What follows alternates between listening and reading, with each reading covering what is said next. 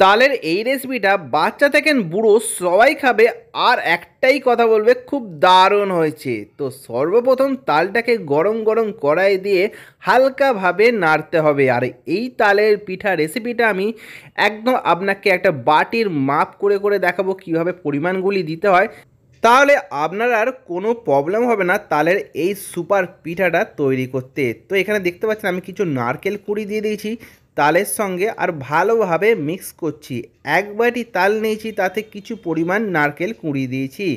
এরপরে এক বাটি দিয়ে দেবো দুধ। তো দুধটা দিয়ে ভালোভাবে ফোটাতে হবে।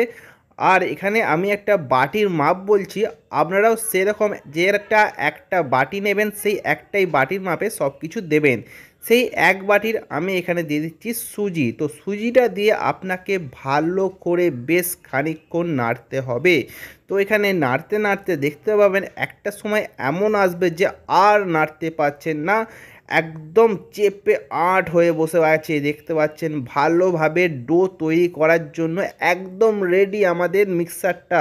তো এরপরে আপনাকে কি করতে হবে, সিম্পল এটাকে কড়াই থেকে তুলে নিতে হবে আর ভালো করে একটা পাত্রে রেখে চাড়িয়ে নিতে হবে ঠান্ডা করার জন্য। হ্যাঁ, বেশি কিন্তু ঠান্ডা করবেন না, তাহলে আর তালের যে শেপটা সেইটা আনতে পারবেন না।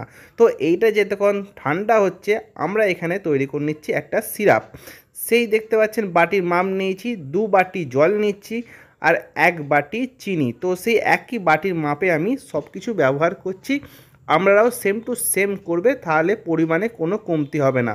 তো এখানে দিয়ে দেবেন কিছু এলাচ, তাহলে টেস্টটা যে আসবে না বেশ ব্যাপক লাগবে সুগন্ধ। তো এখানে দেখতে পাচ্ছেন তালের ডোটা হালকা পরিমাণে ঠান্ডা ঠান্ডা হয়ে গেছে। তো এটাকে ভালোভাবে বেশ পাকিয়ে নিচুড়ে এরপরে আমরা পিঠের একটা আকার দেবো ছোটো ছোটোভাবে। তো দেখতে পাচ্ছেন এখানে কি সুন্দরভাবে পিঠের একটা আকার দেওয়া হচ্ছে। সাইড দুটো ছোট আর মধ্যেখানে যে পিঠের শেপটা আসছে আমি আরেকটা করে আপনাদেরকে দেখাচ্ছি, যাতে দেখতে সুবিধা বা বুঝতে সুবিধা হয়। তো এরকম রেসিপি ভাই বাড়িতে তৈরি করাই যায়, কোনো ঝামেলা নেই, অল্প কিছুক্ষণ সময়ের মধ্যেই তৈরি করা যাবে। তো সাদা একদম ছাঁক্কা তেলে আমাদেরকে ভাজতে হবে এই তালের পিঠাটি। তো বেশিক্ষণ লাগবে না, কিছুক্ষণ পরই আপনারা তুলে নেবেন। তুলে নেওয়ার পর সেই যে আগে থাকতে তৈরি করে রাখা সিরাপটি, সেই সিরাপে আপনাকে বেশ 15 থেকে 20 মিনিট রেখে দিতে হবে। ব্যাস, আপনার এই তালের দুর্দান্ত পিঠা তৈরি।